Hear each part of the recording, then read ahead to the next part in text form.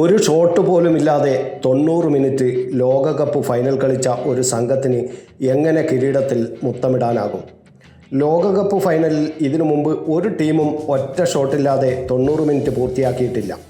ആ നാണക്കേടിൻ്റെ റെക്കോർഡുമായാണ് അർജൻറ്റീന കളം വിടുന്നത്. ലോക ചാമ്പ്യന്മാരുടെ പകിട്ടോടക്കിൽ ആകെ അർജൻറ്റീന ഉതിർത്തത് 2 ഷോട്ടുകൾ. റോഡ്രിയും യമാലും ഒൽമോയുമെല്ലാം നിറഞ്ഞാടിയ മെറ്റ്ലൈഫ് സ്റ്റേഡിയത്തിൽ മെസ്സിയെ ആരും കണ്ടില്ല. അത്ര ഗംഭീരമായ ആധിപത്യമാണ് അർജൻറ്റീനയ്ക്കെതിരെ യൂറോ ചാമ്പ്യന്മാർ പുലർത്തിയതായിരുന്നു. വലതു വിങ്ങിലൂടെയുള്ള യമാലിൻ്റെ മുണ്ടായിരുന്നില്ല. മെസ്സിയുടെ കാലിൽ അധിക നേരം പന്ത് എത്തിയതുമില്ല. പന്ത് കിട്ടാതെ വന്നതോടെ കളി അല്പം പരുക്കനായി. ഡിഫൻസീവ് ഹാഫിലും അറ്റാക്കിംഗ് തേർഡിലും ഒരുപോലെ കളിച്ച റോഡ്രിയാണ് അർജൻറ്റീനയ്ക്ക് തലവേദന സൃഷ്ടിച്ചത്. കളിയുടെ ഗതിക്കനുസരിച്ച് റോഡ്രി നിറഞ്ഞു കളിച്ചു.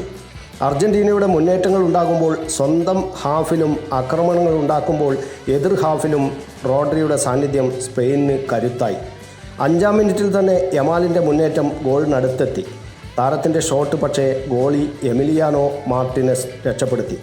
തൊട്ടു പിന്നാലെയെത്തിയ സ്പാനിഷ് മുന്നേറ്റവും മാർട്ടിനസ് തടഞ്ഞു. വലതുവിങ്ങിൽ മികച്ച മുന്നേറ്റങ്ങൾ നടത്തി യമാൽ അർജൻറ്റീന പ്രതിരോധത്തെ പരീക്ഷിച്ചുകൊണ്ടിരുന്നു.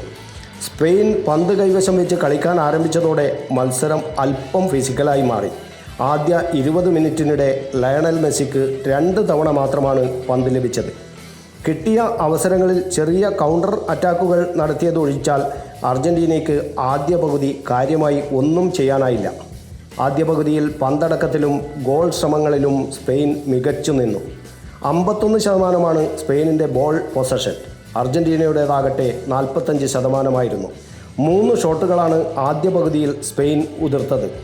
ലക്ഷ്യത്തിലേക്ക് 2 ഷോട്ടുകളും മറുവശത്ത് പോസ്റ്റിലേക്ക് മാത്രമല്ല ഒറ്റ ഷോട്ട് പോലും അർജൻറ്റീനയ്ക്കില്ല. അത്ര ദയനീയമായിരുന്നു അർജൻറ്റീനയുടെ ആദ്യ പകുതിയിലെ പ്രകടനം. നിക്കോ ഗോൺസാലസിനെ ലെഫ്റ്റ് വിങ്ങിൽ കൊണ്ടുവന്നിട്ടും കാര്യമായ ഫലമുണ്ടായില്ല.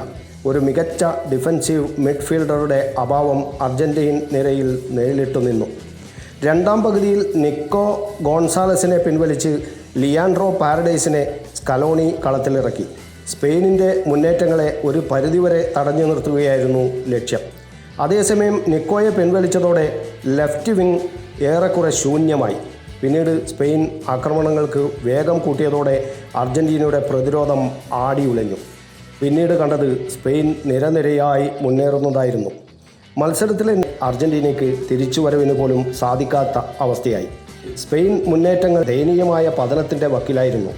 ഇതാണോ മിനിറ്റിൽ നിക്കോ വില്യംസ് പന്ത് വലയിലെത്തിച്ചെങ്കിലും അതിനു മുമ്പ് മിക്കൈൽ മെറീനോ നിക്കോളാസ് ഒട്ടമെൻഡിയോ ഫൗൾ ചെയ്തെന്ന് വ്യക്തമായതിനെ തുടർന്ന് റഫറി ഗോൾ നിഷേധിച്ചു. 102-ാം മിനിറ്റിൽ ഉറച്ചൊരു ഗോളവസരം മിക്കൈൽ മെറീനോ നഷ്ടപ്പെടുത്തുന്നതും കണ്ടു.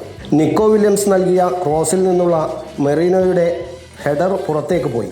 പിന്നാലെ 106-ാം മിനിറ്റിൽ ഗോളും പകരക്കാരനായി ഇറങ്ങിയ ഫെറാൻ ടോറസ് വല കുലുക്കിയതോടെ സ്പെയിൻ നിർണായക ലീഡെടുത്തു. മെറ്റ്ലൈഫ് സ്റ്റേഡിയത്തിൽ സ്പാനിഷ് അർമാദം മെസ്സിയും സംഘവും നിരാശയോടെ കളം വിട്ടു. News bureau, Kannur media.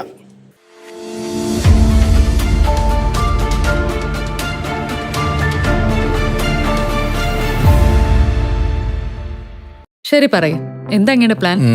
Kitchen വർക്സും interior വർക്സും നമുക്ക് നല്ലൊരു ടീമിനെ ഏൽപ്പിക്കണം. പിന്നെ ഫർണിച്ചർ സുനിതയിൽ എടുക്കാം.